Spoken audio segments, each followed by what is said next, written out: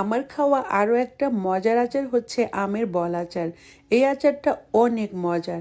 এখনও পর্যন্ত যারা বানাননি তাড়াতাড়ি বানিয়ে ফেলুন। আচারের জন্য প্রথমে মশলা বানাবো, তাই 1 টেবিল চামচ পাঁচফোড়ন, 1 টেবিল চামচ ধনে, 1 চা চামচ জিরা, 1 চা চামচ মেথি, আর নিয়েছি এখানে 5টা শুকনো মরিচ। এই সব কিছু মিডিয়াম লো হিটে তেলে নিব। মশলা ভাজার সময় একটু সাবধানে থাকবেন যাতে মশলাটা পুড়ে না যায়। ভাজা হয়ে গেলে আমি এটাকে গুঁড়ো করে নিয়েছি এরকম আধা ভাঙা করে, এতে করে খেতে ভালো হয়। আমের আচার বানানোর জন্য আমি খোসা ছাড়িয়ে এইরকম ছোট টুকরো করে নিয়েছি। এখন আমি চুলায় একটা প্যান বসিয়ে দিয়ে দিচ্ছি 1/2 কাপ সরিষার তেল। তার সাথে আমি দিয়ে দিলাম সেই টুকরো করা আম। এরপর দিয়ে দিচ্ছি টেস্ট মতো লবণ। এরপর এটাকে আমি একটু নেড়ে চেড়ে নিব। নাড়তে নাড়তে আমের গা থেকে পানি আসবে, আর সেই আমের নিজের পানিতেই আমটা একদম সফট হয়ে যাবে গলে। এখন আমি এখানে দিয়েছি 1/2 চা চামচ হলুদের গুঁড়ো, 1/2 চা চামচ লাল মরিচের গুঁড়ো। এরপর এই মশলাগুলো আমের টুকরোর সাথে মিশিয়ে নিচ্ছি। তো এটাকে ভালোভাবে মিশিয়ে নেওয়ার পরে এই জায়গায় এখন আমি অ্যাড করব চিনি। চিনি আমি আমার টেস্ট মতো 1 কাপ নিয়েছি। আপনারা আপনাদের টেস্ট মতো বাড়িয়ে বা কমিয়ে নিতে পারেন। এরপর চিনিটাও ভালো মতো এই টুকরো করা আমের সাথে ভালোভাবে নেড়ে চেড়ে মিশিয়ে নেব।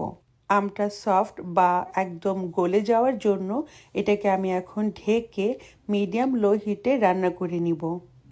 প্রায় 10 মিনিট পর ঢাকনাটা আমি উঠিয়ে দিলাম।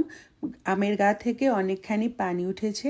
এখন আমি এখানে দিয়ে দিলাম 1.5 টেবিল চামচ সর্ষে বাটা। সর্ষেটা আমি সিরকা দিয়ে বেটেছি, আপনারা কিন্তু সিরকা দিয়ে বাটবেন, কোনোভাবে পানি ইউজ করা যাবে না। এরপর সর্ষে বাটার সাথে ভালোভাবে আমটাকে মিশিয়ে নিলাম। আস্তে আস্তে আমটা প্রায় সেদ্ধ হয়ে গেছে। এখন আমি একটা শক্ত নাড়নির সাথে এভাবে ভালো মতো করে শক্ত আমগুলোকে আমি ম্যাশ করে নিচ্ছি। নাড়তে নাড়তে এক সময় এই আমগুলো একদম হালুয়ার মতো হয়ে যাবে। তো আপনারা দেখতে পাচ্ছেন আমি শক্ত আমগুলো কিভাবে শক্ত নাড়নির সাথে এটাকে ম্যাশ করার চেষ্টা করছি।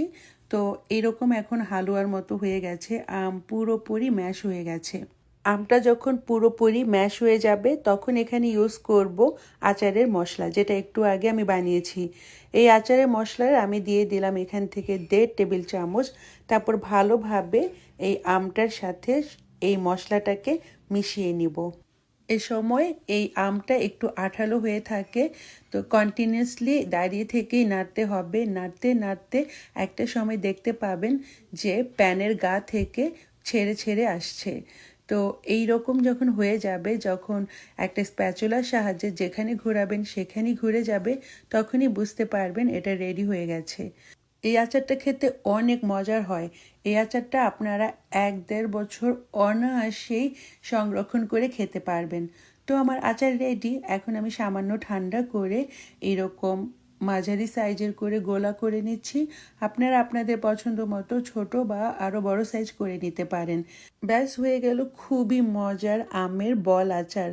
আপনারা যারা এখনও পর্যন্ত ট্রাই করেননি তাদের বলবো তাড়াতাড়ি ট্রাই করেন, কারণ এটা খেতে অনেক বেশি মজার হয়। এই ছিল আমার আজকের রেসিপি। বাই।